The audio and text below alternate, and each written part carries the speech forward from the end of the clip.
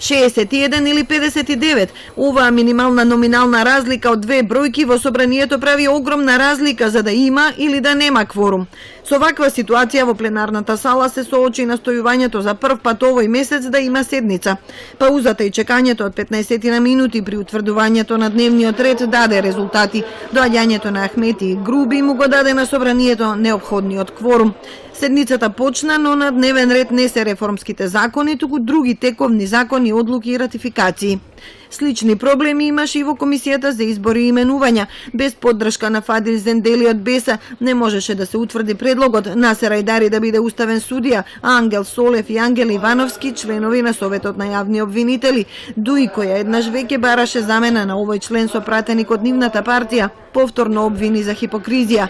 Зендели вели дека требало да го информираат председницата. Всушност тие истите пратеници не даваат поддршка на дело тука во собранието на Република Македонија, туку само преку едни хипокритички ставови, тоа го велат во јавноста, додека во дело немаме ништо конкретно во однос на нивната поддршка за реформската агенда. А ја како пратеник во оваа комисија не сум машинерија за гласање, ни на власта, ни на опозицијата.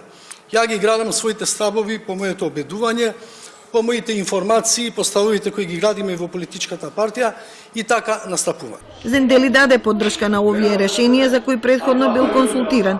Со неговиот глас апанажа добија 5 членови на ДИК: Александар Чичаковски, Виолета Дума, Силвана Бонева, Игор Милев и Супхи Јакупи, екс-директорката на Заводот за ревизија Тања Таневска, екс-директорот на ЕЛЕМ Дејан Бошковски, додека поранешната пратеничка Роза Топузова Каревска ќе добија отпремнина за пензионирање.